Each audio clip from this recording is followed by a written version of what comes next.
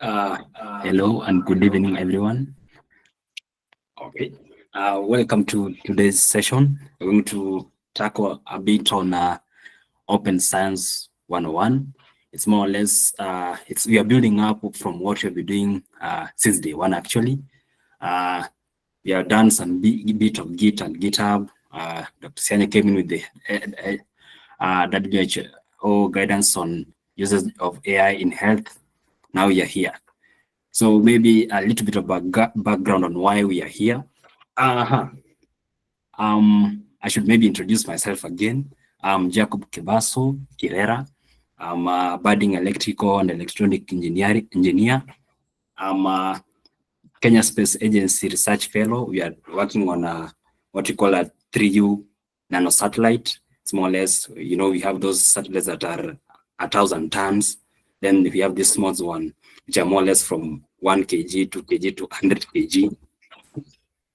So we were exposed to this course, more or less. We got some scholarship of some kind, and we did this course. So I saw it very befitting to give you also a portion of that. At the end of this session, I will give you the link to also for you guys to go and do your own personal track of the same. It's since been made a free curriculum for everyone to access it. Of course, once you're done, you're going to be certified at the end. Yeah. So how is it relevant to our course right now? What I'm going to give is a general overview of what the course entails. Then so that once you go to start making on your own deep dive, you get to see what, its inner workings. So today, we'll go over the general overview of open science. Then we get every one of us here. Now that we are researchers, we're going to get a unique research ID. So that, you'll see at the end, I'll also explain how this unique research ID is relevant to you guys. Because once you're going to collaborate, this ID will be helping you to get even more access to some restricted data sets. Most of the times, people are very particular on who they give access to. So this ID will allow you to get access to those restricted kind of data, in quotes, that is. Okay, so there's what we have called NASA towards open science, NASA TOPS, where it's a new open source, towards open source initiative by NASA. They have tried to compile those resources, more or less made a curriculum for guys who are to train more or less researchers to embrace this bit about open source kind of works. So the NASA Open Science 101 course is a curriculum designed to introduce you to the principles and practices of open science, open source. It's geared toward researchers, students, and the general citizen scientists with a focus on those interested in computational sciences. We can say, as an example, I think one of our very first speakers, I think that's the second week on 13. It's going to be, we have, Paola. She's has an MS in computational neuroscience, also computational neurobiology, and also a data scientist. So she's going to show us how human learning influences how we make our AI algorithms, more or less like that. Okay. So the course will be divided into 5 modules. This is the first module, the ethos of open science. Okay. There's also a bit where they give you the tools used for open science, how you to collaborate, the communication, how to do about the research, and so on. So it's best we start with the definition of what is open science. Well, at its heart, open science is all about making the process and the results of research accessible to everyone. By the name, open science. It's not closed, it's open. This includes sharing data, the code, the publication, and other research outputs openly.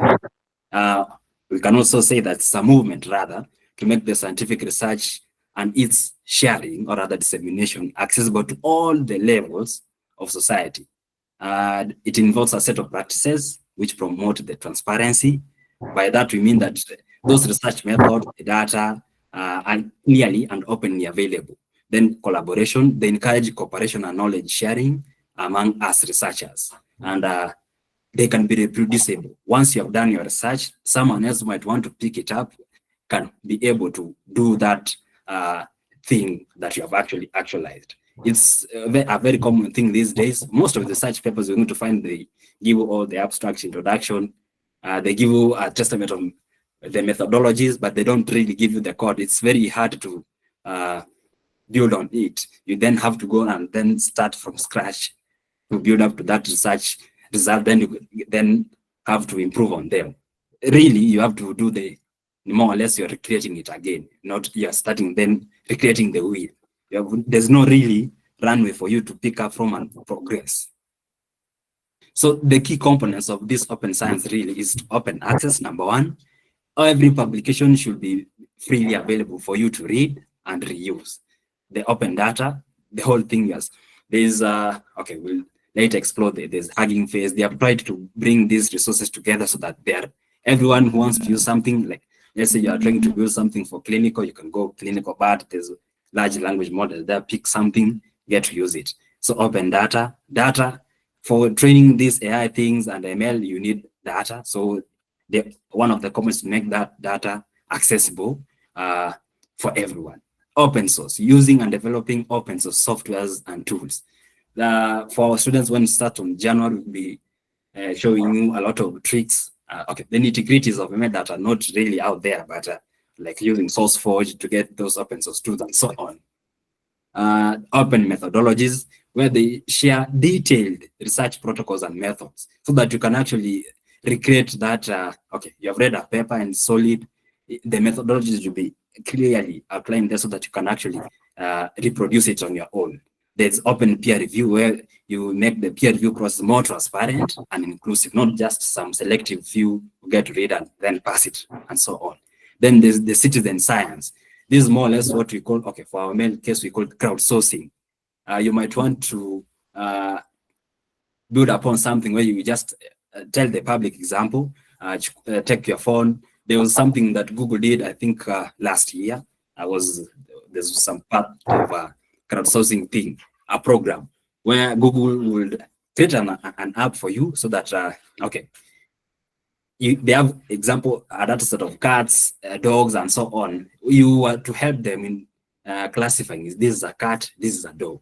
Instead of them hiring other people there to be explicitly classifying, labeling those things, you can use the public. The public have access to a lot of things that Google employees really maybe might not have access to directly. The public, where you're working something, you see this is a cat or something, a cat that maybe is colored or has more patches and so on, you can label that that's a cat. That's an example. It might not be necessarily be a cat, but you're getting the gist of what you're saying.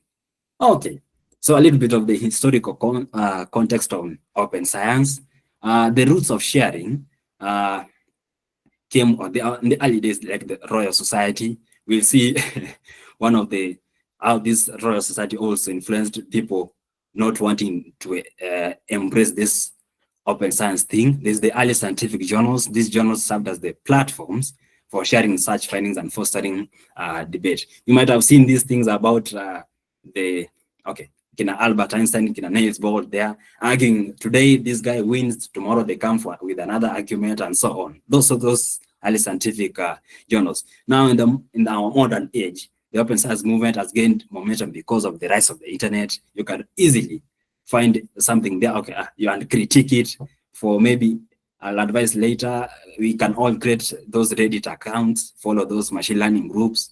You realize there's a lot of solid discussion going on there. Someone says something, these guys, okay, no, I read somewhere else, it was saying this and this, or Ebu, read this article and see what they say and so on, and such stuff.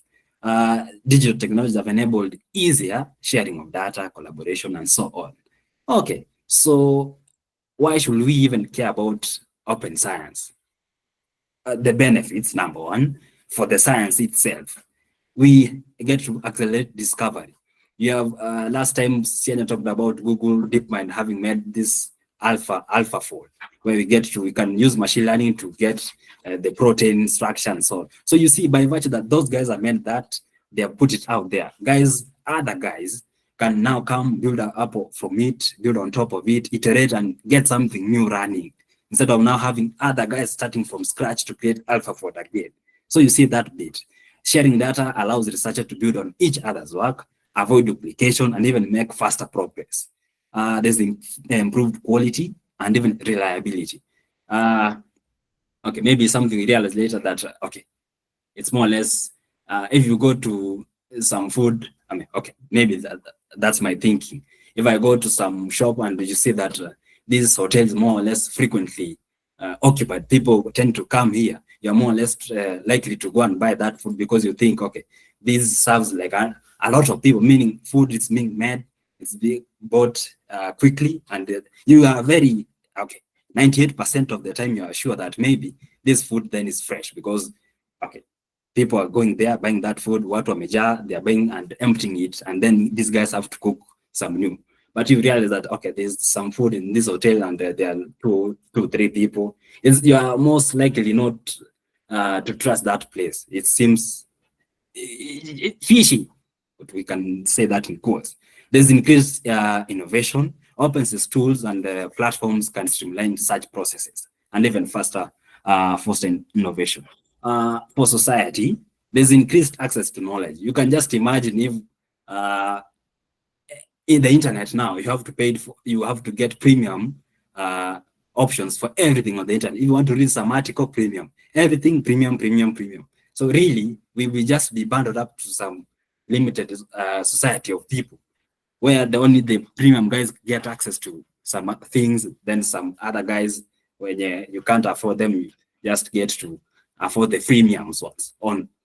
Also, it enhances the public trust. You see, you publish a paper there, everyone can see that more the bit about citing. So, okay, this paper says this and this.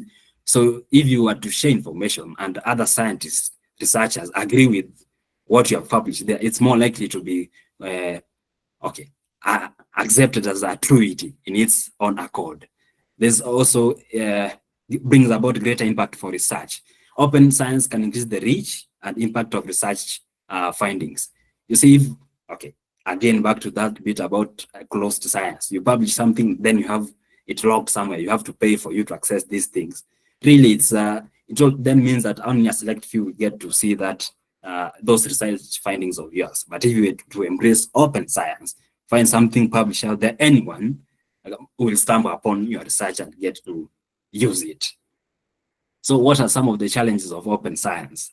Why have we not all embraced that bit? So number one, we have the cultural and institutional barriers. Number one, the most, I think we relate to this more often, we have the traditional reward systems, where most guys often focus to publish publication in high impact journals. Like me, for example, I would say that, okay, me, I want to just to publish in IEEE. Okay, in IEEE stands for Institute of Electrical and Electronic Engineers. Okay, rather than publishing some journal that is somewhere here, let's say, okay, we have a journal that has been set up in Kenya or something, where in Israel, for example, then there's IEEE. You are more or less likely to be biased to publish your paper in IEEE, for example, which may not really prioritize open science practices.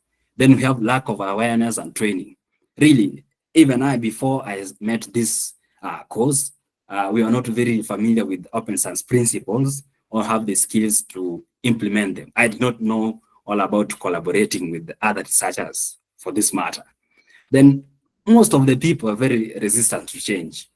You know, shifting to open science requires a change in how the culture of research is mostly done and the policies in the institutions, which can face a lot of resistance, or of course takes also some time. Then there's a bit about the practical challenges. You see, data privacy and security. We said about the whole aspect as a component, we have open data. Now that bit brings some challenge. We have the security of that data, you know, like a very health data is very specific on the access, the security of it. So sharing data openly requires careful consideration of the privacy and the security issues. There's the resource and infrastructure needs.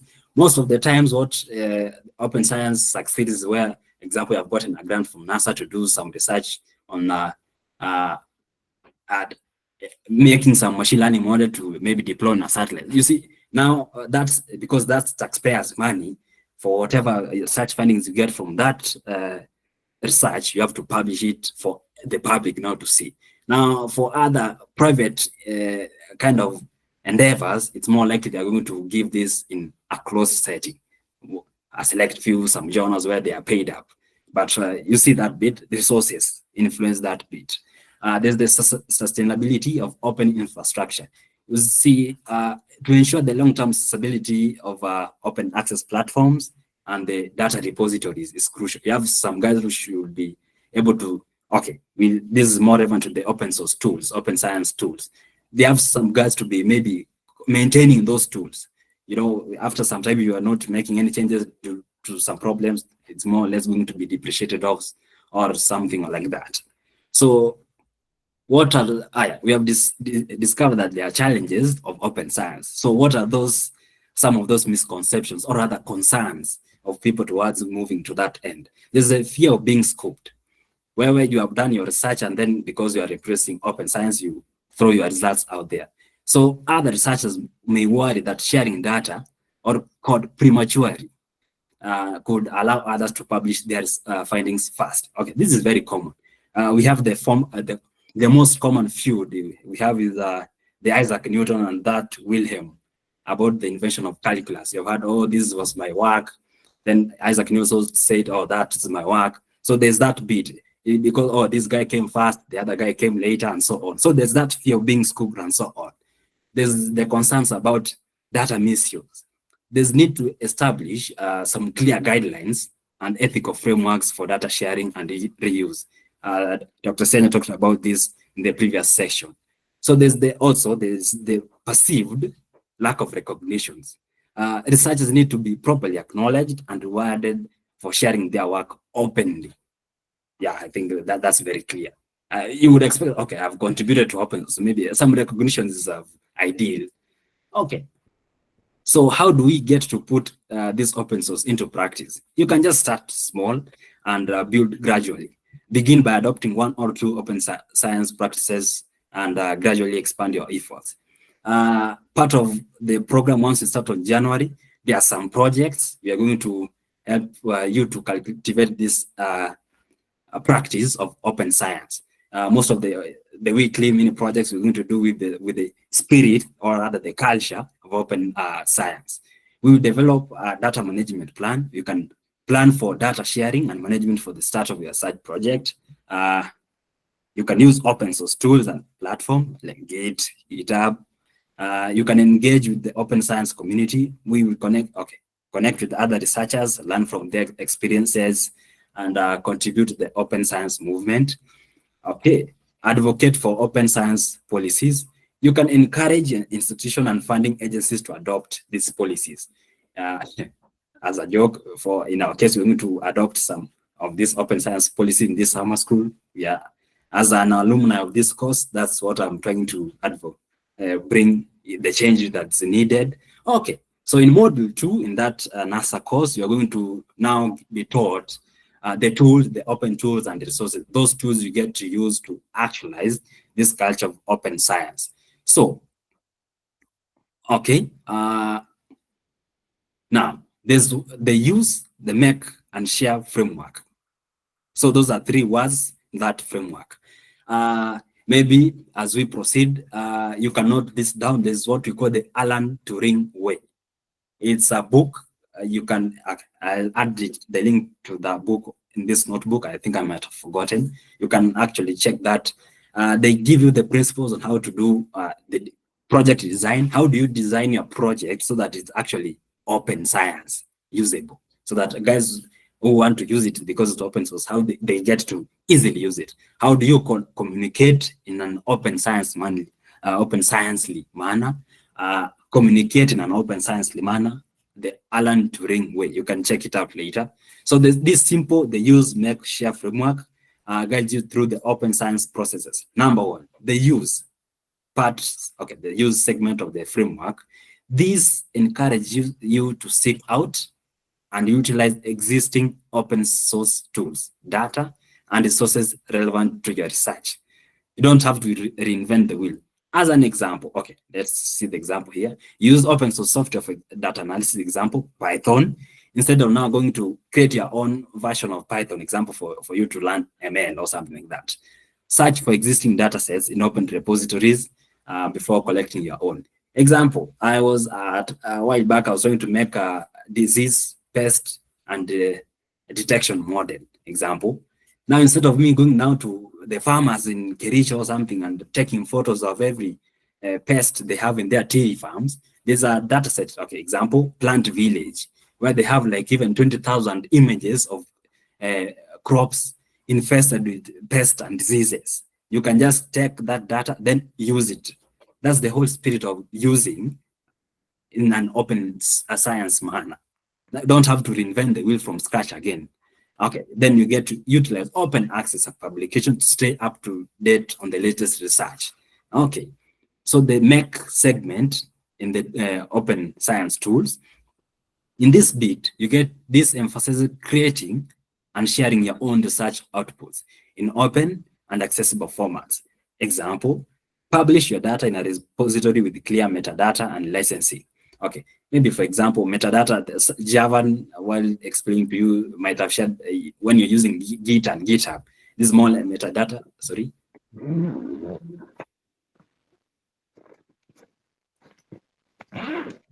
Dr. Kasembeli, you want to say something? If we mute. Okay. So this make bit, we have said it's about you now, after you have used some of these tools, like those data sets, this open source software and so on. Now you have used it to make something of your own. Now you get to share that data for other guys. Now you build up upon something, share what you build to others also. Maybe this metadata might be something like that repository README on how to use this repository example. Share your code on GitHub with the documentation for others to use and contribute to. We are going to actually go through each of these tools in our summer school. We're going to teach you how to do this documentation and so on. Then you can make your publication open access whenever possible. Now, the third segment of this framework on the use, make, share, the share bit, this focuses on actively disseminating your research findings and contributing to the open source community. Example, you present your research at conferences, share your slides online, write blog posts, or engage in social media. One critical thing I think you're going to do, which is easy, you don't need to be ready for conference, writing blog posts. You're going to write a lot of blog posts for the summer school students to share what we are working on. Today you have learned something about augmentation. Throw a thing out there. Share with others. Let others see what you are doing there. You have found out something, share out there. Then participate in open peer review. We're going to do a lot of that, of course, and provide constructive feedback on the other researchers' work. Now, the key tools and resources. Now, you see the first bit, we saw that this is our toolbox on practicing open science. We have seen the use, make, and share framework. Now, number two in our toolbox, the key tools and resources. These are just a wide range of essential tools and resources that support open science practices. Number one, we have the data repositories. These platforms allow you to store, share, and discover research data. Popular repository, you have the Figshare, just a general purpose repository for various data types, CSV, JSON, and so on. We have the Zenodo, for research outputs, including data, code, publication. We have the Dataverse, just a repository specifically designed for research data with figures for data management and citation.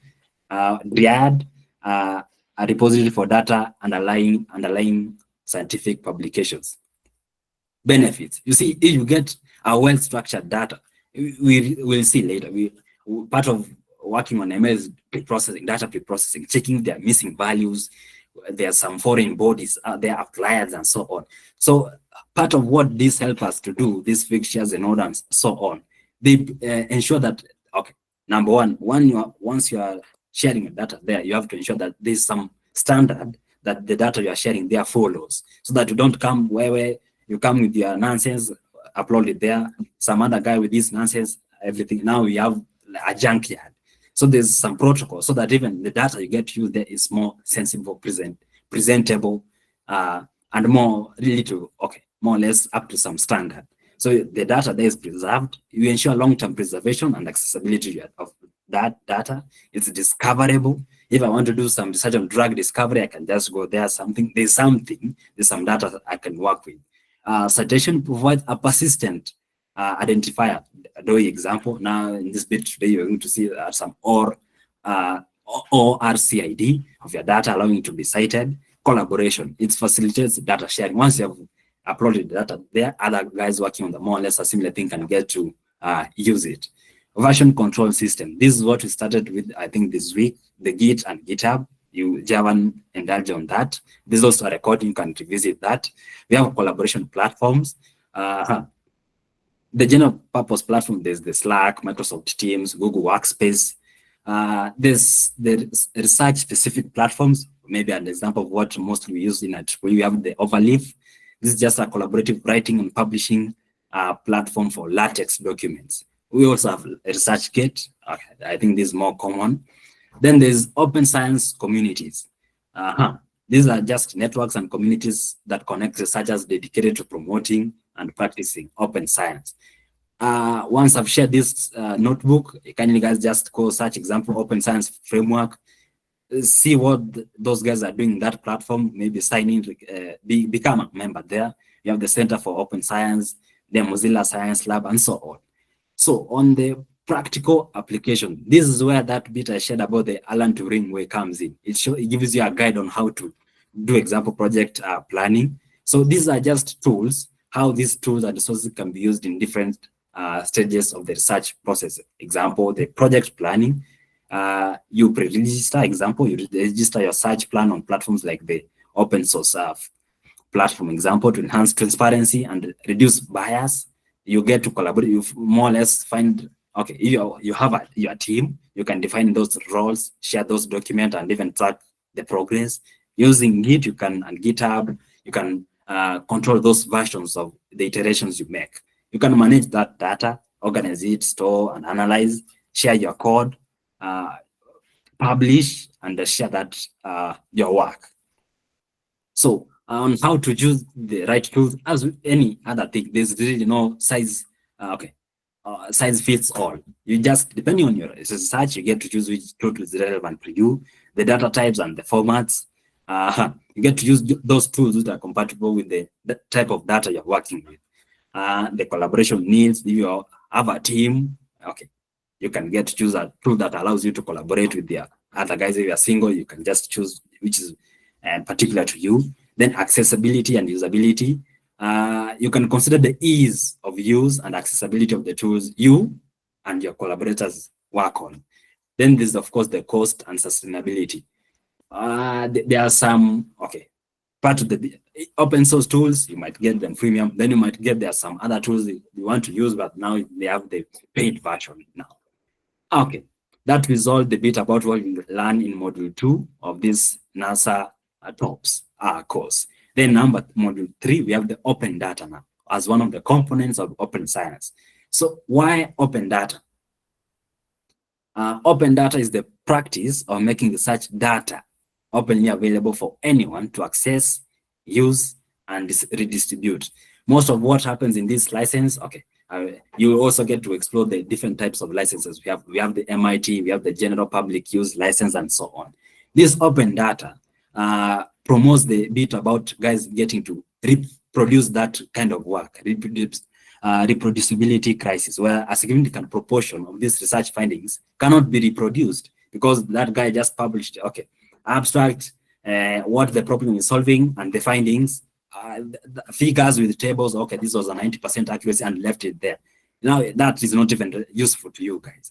So open data allows for independent verification of results. This guy says that he used, example, ChatGPT to detect a diagnosis, got 90% accuracy. You are very skeptical of that. Now you want to try it on your own to see if that guy was really lying or telling the truth. So it should allow you to rework on that work and see and test it, test the truth from that research you have read somewhere. So, and as an example, in 2012, Amgen researchers reported that they could only produce 6 out of 51 landmark cancer studies. This highlighted the need for transparency and data sharing to validate that research. There are some very key research findings that are very, how can I say, sensitive, that believing what one says really not a state that we can allow ourselves to be in. So number two, why open data is relevant, it allows, it accelerates discovery and innovation. Openly accessible data can be reused for new purposes, leading to unexpected discoveries and innovations. Example, the Human Genome Project made its data publicly available. It's which really now fuels research for personalized medicine, drug discovery, and biology. There's the bit about public trust and engagement. Now, once you've made your data open, it forces transparency and some bit of accountability. They get to increase the public trust in science. It allows the citizens to engage with research and contribute to scientific discoveries. Example, NASA did some open data policy, led to the development of numerous apps. We have recently, I think in August, there we had some challenge, the NASA Apps Challenge example, and they gave you a lot of data to build solutions from that open source data. I think I saw Dalton here, they participated in that bit. Okay. So there's principles towards this open data. We call them FAIR. Okay, that's FAIR, which are findable, accessible, interoperable, and reusable. So these FAIR data principles. Number one, let's tackle findable. These are just persistent identifiers. When you're assigning a digital ID, it's like you as a person in Kenya, got into a team, you have your ID number, which wherever you go, they get what's your ID number, they can identify singularly, that's you exactly.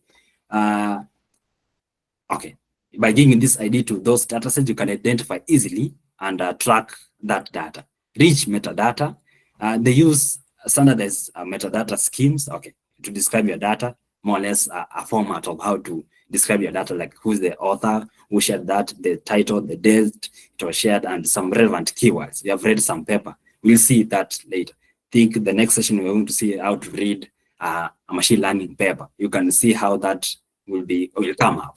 An example, an assessment on climate change should include some kind of metadata, descriptive data describing the location, the time period. You see, more or less for climate, at least, you can tell us, you can't generalize that this is the climate of the whole world. You can be very specific, the time, the period, variables like the location, instruments used, and so on. That data should be accessible. Open access repositories and how to access that data, it should be standardized. If, let's say, for example, CSV should be just in one location, other part, if that data is in JSON format, okay, CSV is JSON format also in a different portion of that bit. Interoperable, okay. For the guys who are in the summer school going to see, okay, now you have written your program, your ML model in a format, let's say you are opted to use Tensor, for example, and some other guys used to, okay, these jargons will come to PyTorch. Will make sense later. Another guy has opted to use PyTorch. We are going to teach you how, okay, you have written yours in PyTorch, another guy has written it in TensorFlow. This is what we call the open neural network exchange, where you have come with PyTorch and we have TensorFlow. How now do we communicate in a language that we all understand? You wanted to pass this across this guy. You understand German, another guy comes with Italian. Now, how can we share what we want to say? There's a format of that bit. So that data should be interoperable. Ontologies and vocabularies. Use the standardized terms and definitions to describe your data. More or less example, doctor, you talking about, one says stomach ache, another say tummy ache, more or less. So you need to find some central term like abdominal pain, something like that. Data linking, you use identifiers to link your data to related data sets and resources. We can say, okay, this in that CSV file, we have version of file 1, file 2 in that same family of files. So a researcher studying biodiversity example might use a common taxonomy to classify species, making their data interoperable with other biodiversity databases. Now, reusable, it should give you, I've talked about something about licenses here.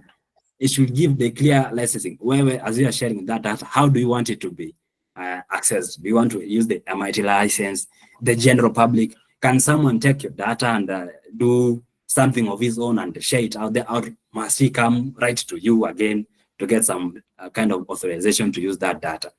There should be a detailed documentation. Provide some comprehensive documentation, including the data dictionaries, okay, README files, to explain how to understand and use that data. Because, okay, for example, like me, if I were to go the biological data way to understand how the protein structure, I really have a lot of pain going through that. So if I found some guy has written, okay, how to use this data set, for example, it will be easy for me to adopt that kind of data. So the quality, of course, ensure that there's quality through validation and the cleaning procedures, so that once you share your data, you should have done a bit about removing the missing values, handling some repetitions. Instead, if there's some repetition that data sheet example, remove those things, that just share with us more or less some cleaned data, at least for us to use or work with. And now, in managing that data, this is what we DMPS, the best practices. There are tools to use. Okay, we'll explore them later. Then for the data management, involve all the relevant stakeholders in the DMP development process, including researchers, data managers, okay, and even the funders. Iterate, treat that data management process as a living document, updating it throughout the research life cycle as needed. You have uploaded the first version, maybe call it version 1.0.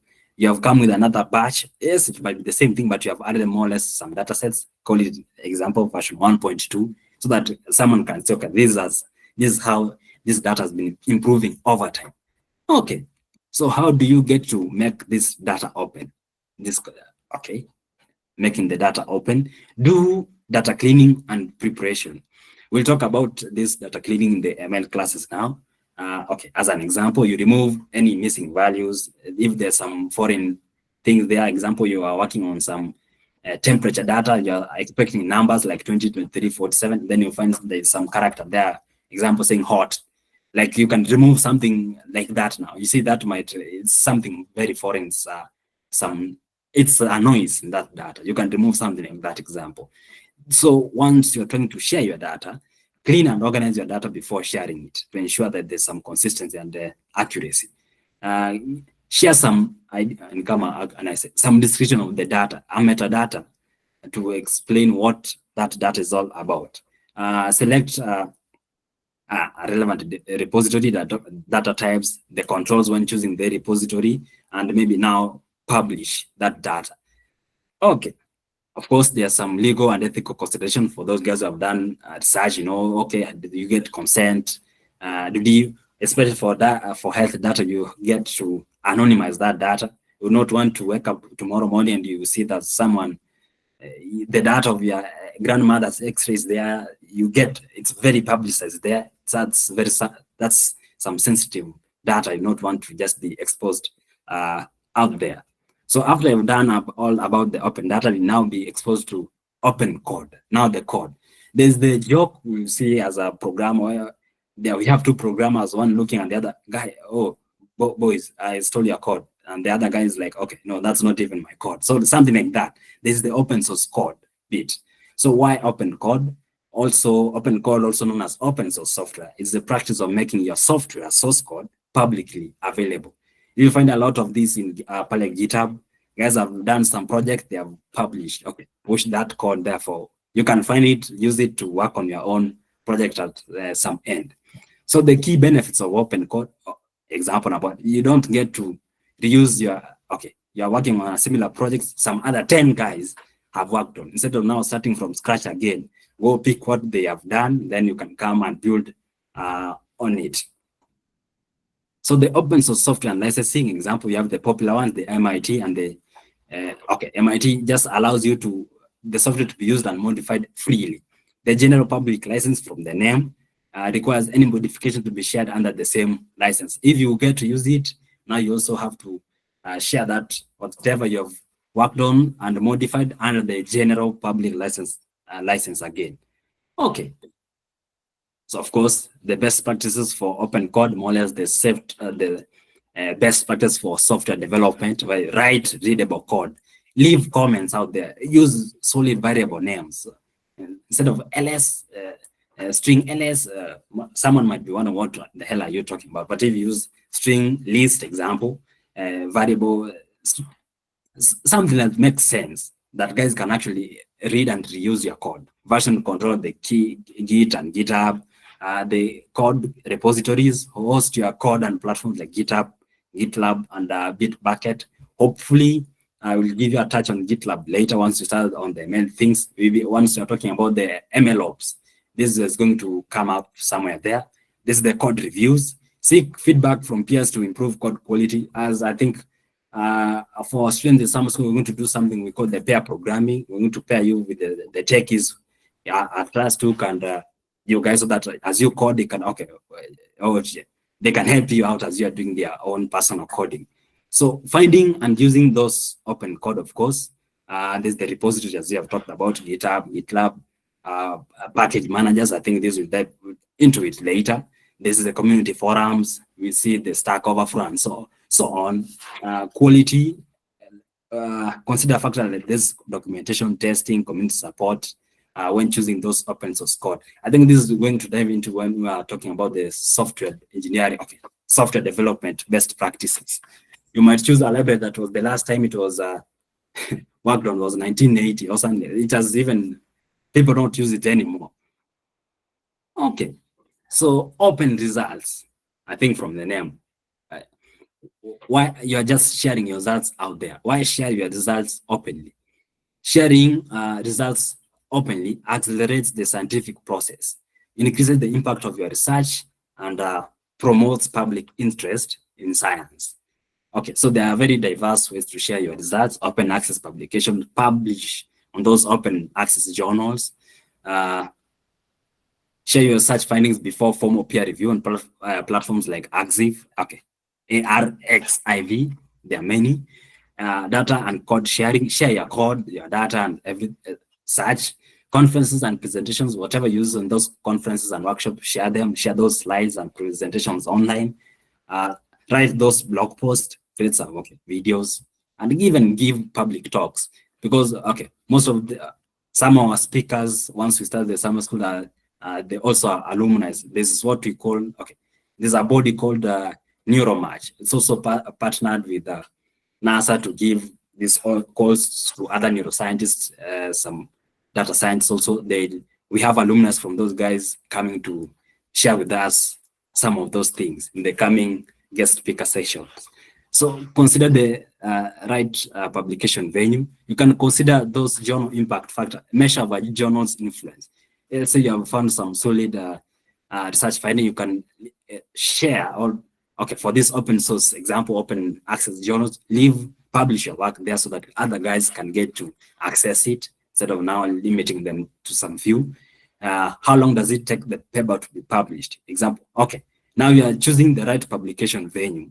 You get to consider factors like the journal impact factor, the reach, its influence, how do guys respond to it? If you see something, example, published in IEEE, you get to know, for it to have been published in an IEEE kind of journal, and then sure, you're very certain, because those guys don't joke. It's something quite your while. Open access policy, is that whether the journal is open access or subscription based? How long does it take for a paper to be published for that journal? Will you send today and then it's published in December next year or July, or that bit, the time factor? What's the peer review process? Is it rigorous or just this is good and so on? Then the audience reach, what's the potential audience of your research? Then it has gone to talk about the maximizing the impact of your research, where you get for you to maximize on the impact of your research, do clear and concise writing. Write clear and concise papers that are easy to understand. Visualize papers to visualize whatever data. You did your statistics there. We will not really care about, as a reader, I will want to visualize what did you get out there. Tables, graphs, and so on, social media, open peer review. Then, of course, ethical considerations.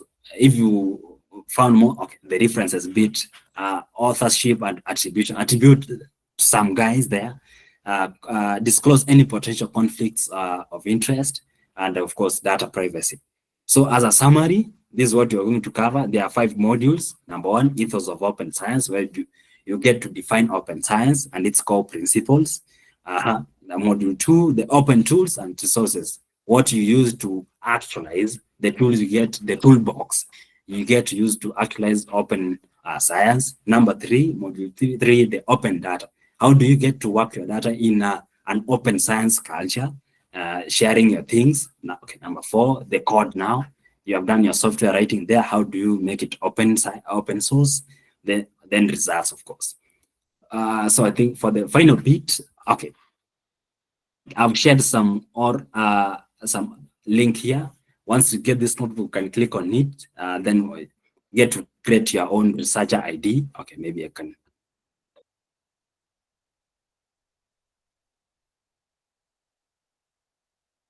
Okay, so or ICD's Open Researcher Contributor ID.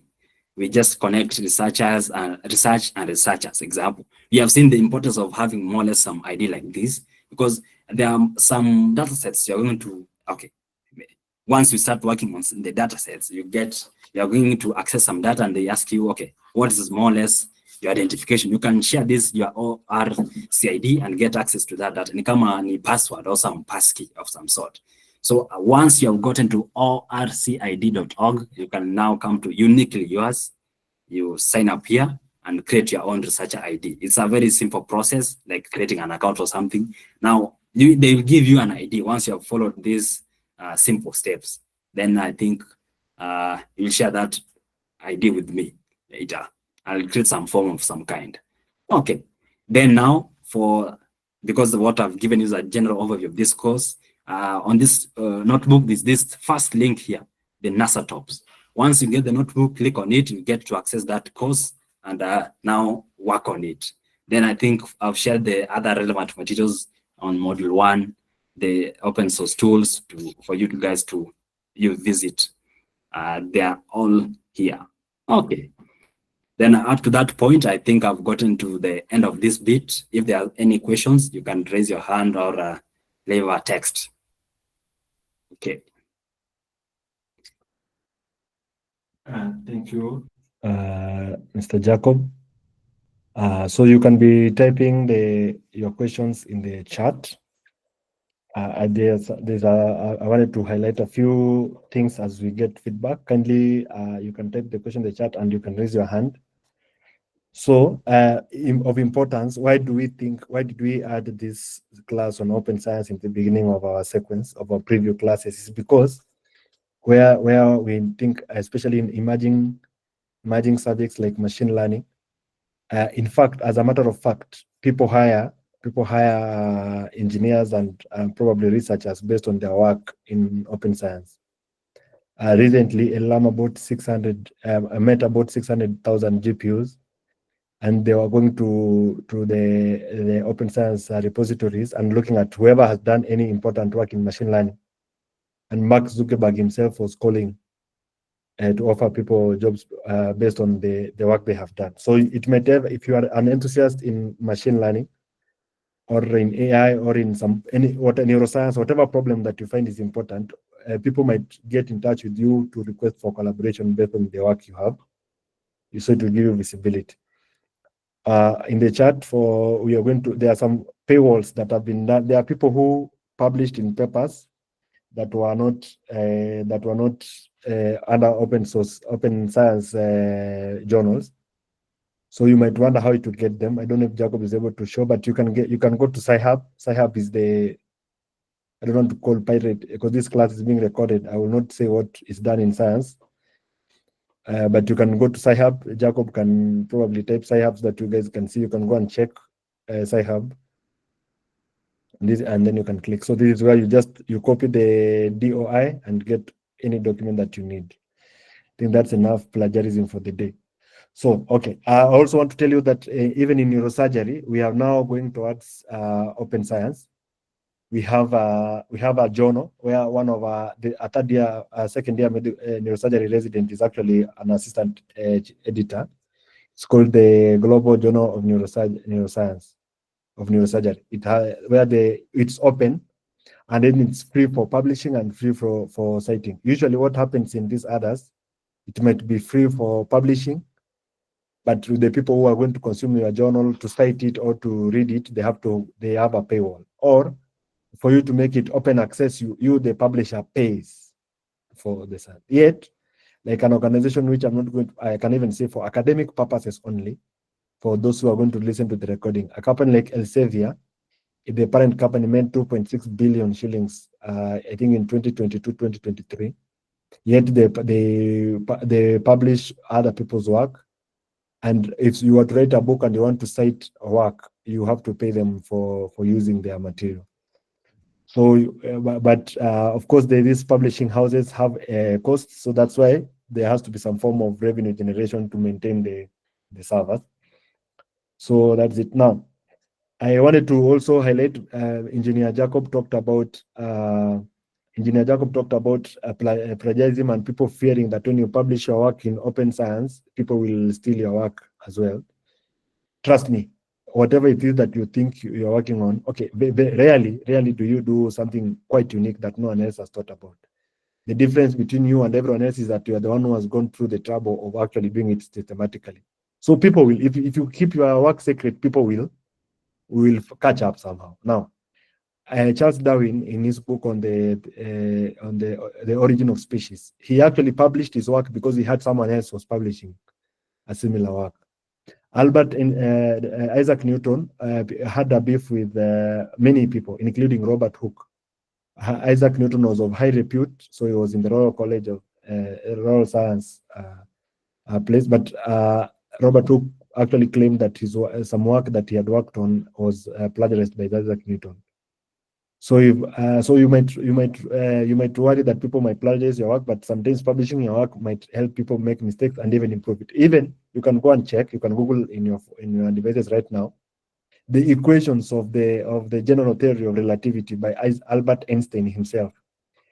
As it turns out, Albert Einstein was very poor in actual mathematics, like the nitty-gritties.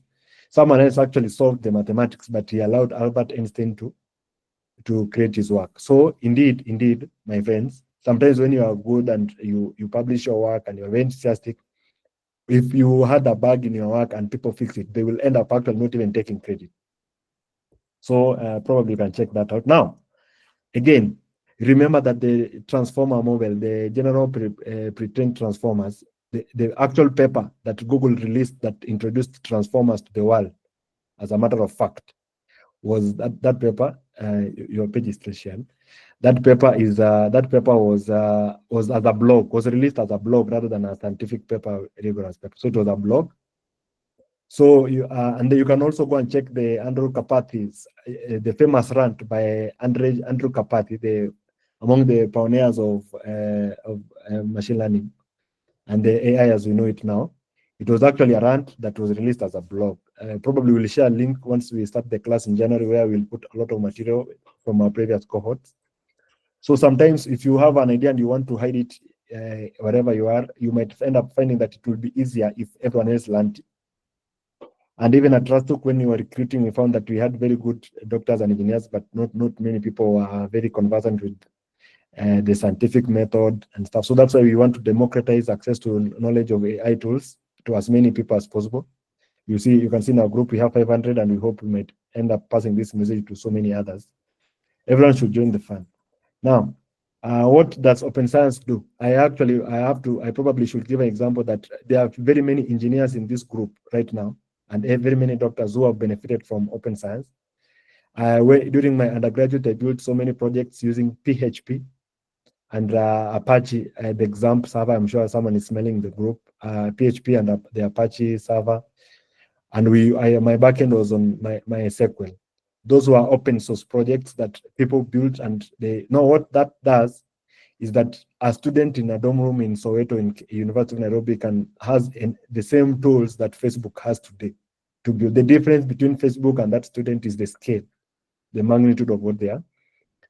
Even Rastuc, in the early days, early on, we used to, okay, even up to now, but we used to use open source technologies because they get you going quickly. Now, So much so that there are even companies in the past, like Java. Java was used for Java for enterprise solutions, which you'll probably even use as Rastuc. Java came out as a project at Sun Microsystem, and it was an open source democratized tool. Even there's a Java virtual machine that other languages like Kotlin and Scala have built upon.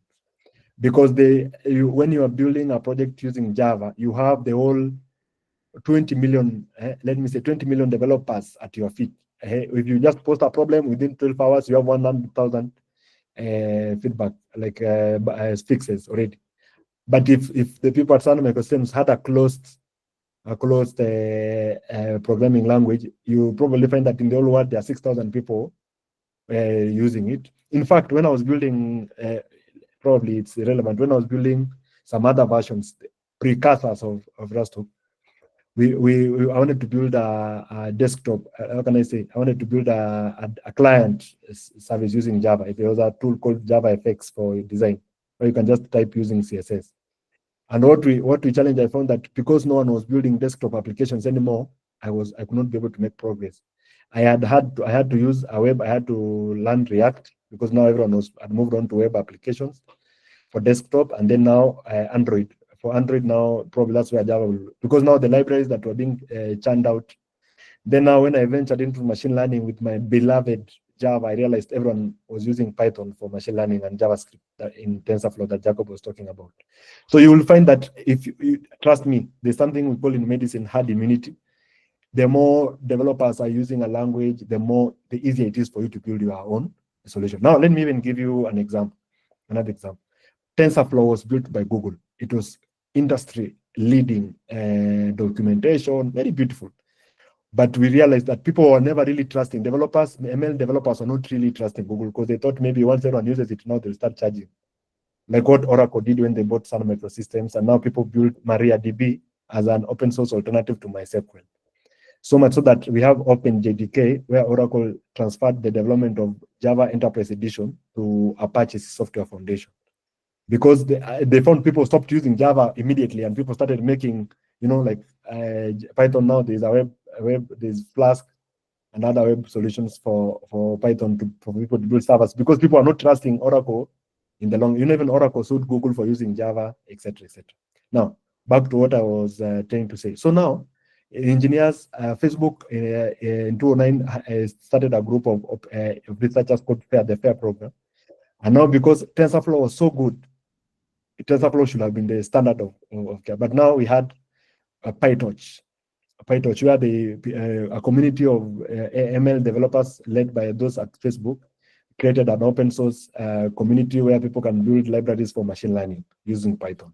So that led to PyTorch. So again, there's always joy in everyone knowing something, everyone knowing how to do AI projects. Because now then if you have a problem that, for example, now I've seen Felix is here.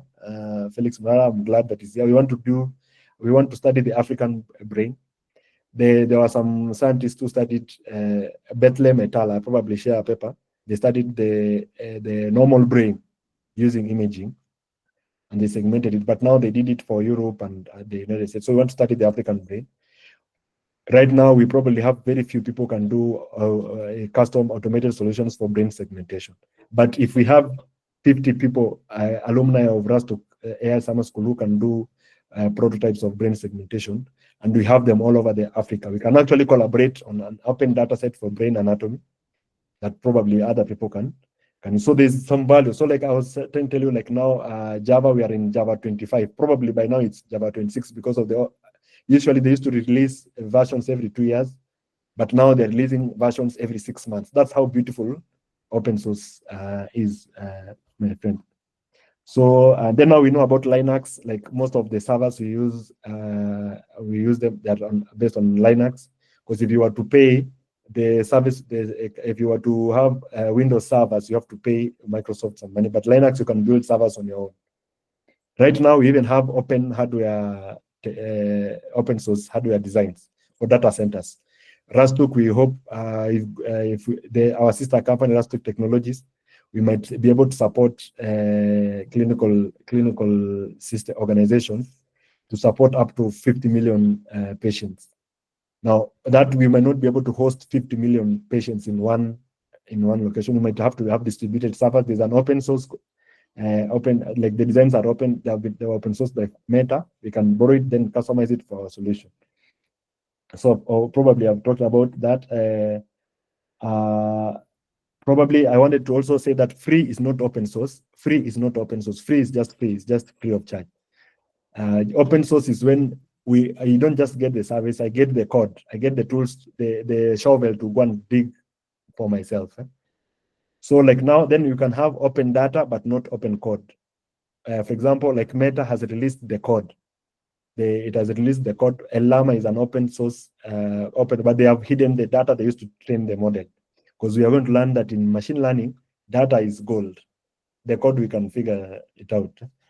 So that is it. Then now I wanted to give if there's anyone in medical background who's in the group right now, the value of open data, of open science. Now, Felix, if you are still on, you can wave so that people know I'm not lying. If you're here, you can wave.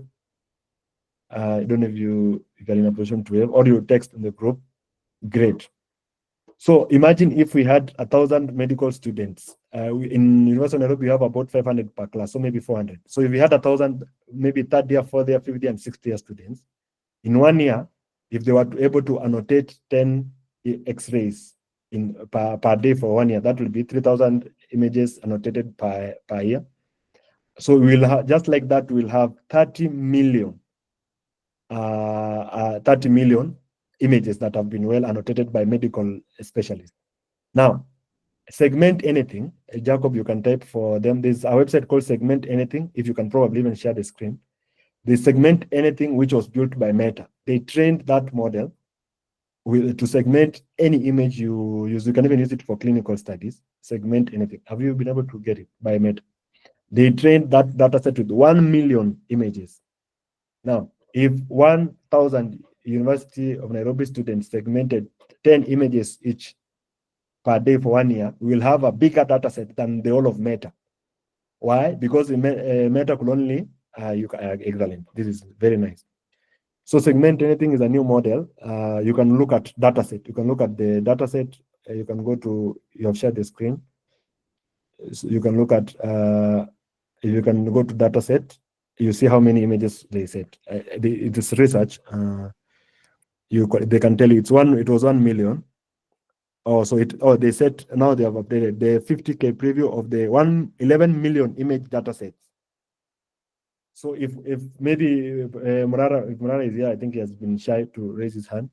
If we want to start, if one of the capstone projects for one of our students is to segment MRIs for KNH, for example, or University of Nairobi, Partner, in 1 year alone, we will have beaten what Meta built for probably 6 years. If you understand the value of. Now, if we had a challenge, Morara is here. We said Makerere University, KU, JKUAT, maybe we had 100 universities in Africa with medical schools. Each donated 1,000, maybe 500 students each, and each segmented. We provide a portal where we list images that need annotation. And we do it in Africa alone for 1 year, and they just do 10 images, maybe 10 X-rays. When you go to our town and you find 10 X-rays, you segment it. It means that in 1 year, we will have bigger data sets than our whole corporation with all its might. So probably that gives you a scale of probably that's something maybe a trust we can probably do a challenge with universities and see. Probably maybe pancreatic cancer or something that is of interest to students maybe. Then now you see no one will own the data. The data will be free for everyone, and probably that's something we can do. Then I think probably I've said, or maybe again to just put pressure on Gisore. Gisore is a top world-class anatomist who has a Bachelor of Science in Human Anatomy. Now, Gisore, you know about the concept of biobanks, where we have biobanks of those, like all the research that has been done by probably faculty in the last 10 years.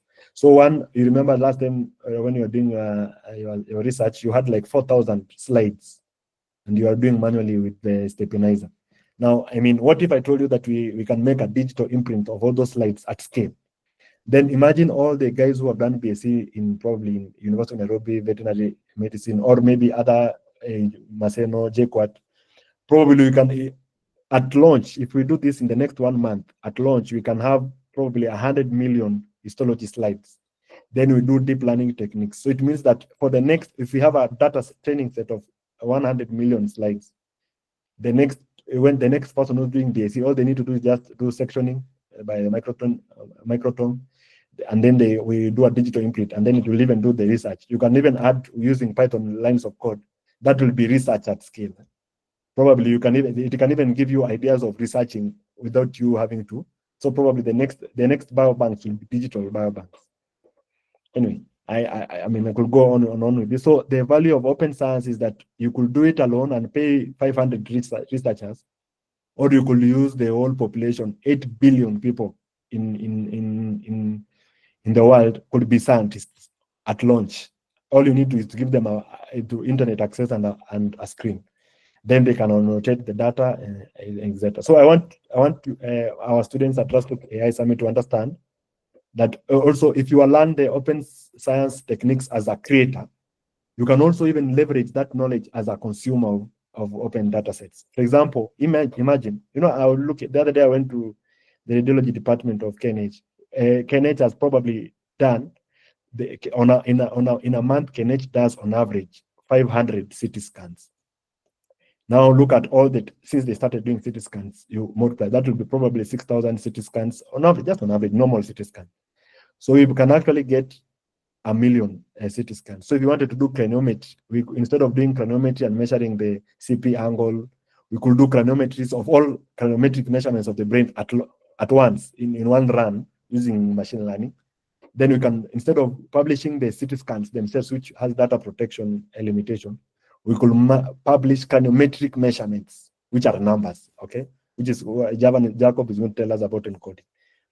Now imagine what a student who wants to do a model to make maybe a helmet will just you can just take those measurements and recreate using NumPy. You can probably we are going to, you guys come to January, we can play around with numbers.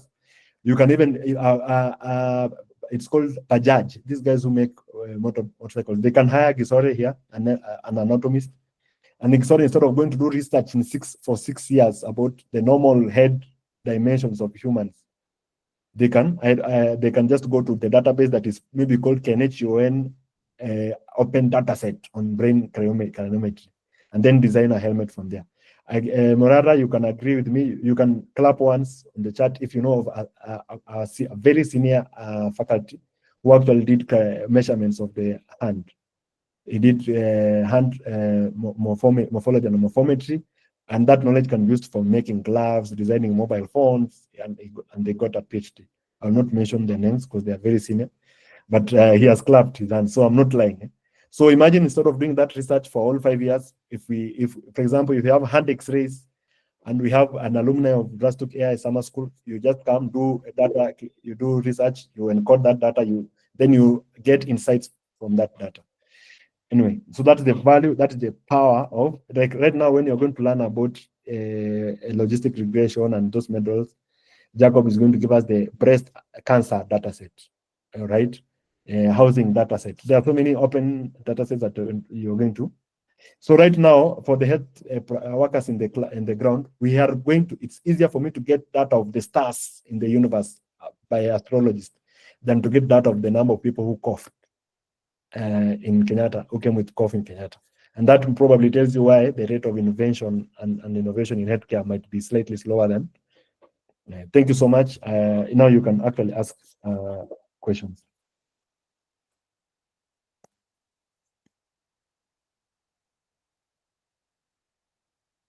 Okay, I think I saw Michael Becky.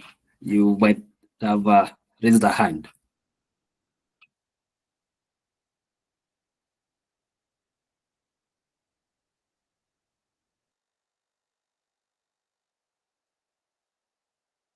Also, probably I should make a joke as he has passed.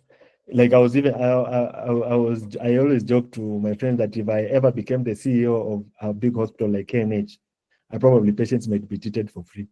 because the tools that can be built using insights, proprietary insights, are so much that if, like, for example, the knowledge that people get from the AI clinic, the data-driven designs, if we can partner with our solutions provider, we can create solutions way more powerful. Even from crowdsourcing, if patients in KNH had tools for crowdsourcing, we could probably build better tools that have more value than billing exorbitant bills from. So that's the power of open science. Okay. So I think if there are no other questions, we meet for, okay, I think we have one more primer series session on how to read a machine learning paper, or rather a general tech paper for that matter. Okay. Then from there, we get to meet on January 6th for the class. I saw you had published a paper of AI in healthcare. Would you care to say what you had worked on? If you won't mind.